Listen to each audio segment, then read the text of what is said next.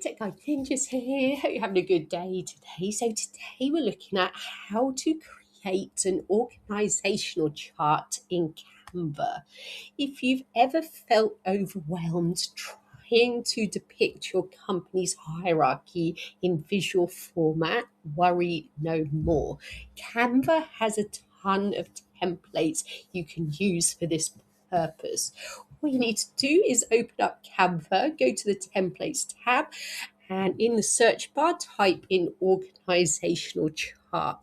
Hit enter, then lots of professionally designed templates will come up. As you can see, there are graphs, posters, documents, ones you can use on Instagram, loads of other templates, and you can further filter them by style if you have a particular style in mind for your business.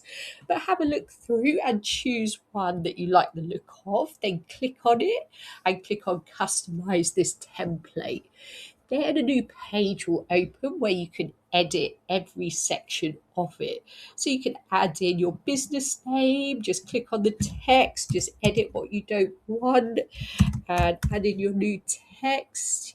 You can change like the fonts, things like that.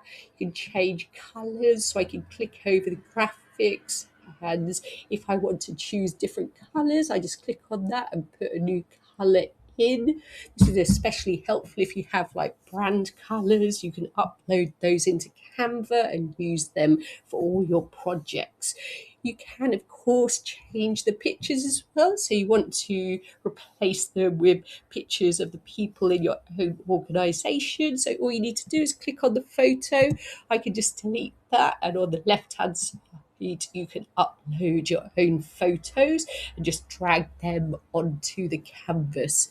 And of course, go in and edit the names, change the names and write in their positions. Do the same for all the parts of your organization. When you're happy with your organizational chart, just give it a name, click on share, and then click on download as a PNG, and you can share that with people in your company. I hope that was helpful. Please like the video and subscribe. I will see you soon.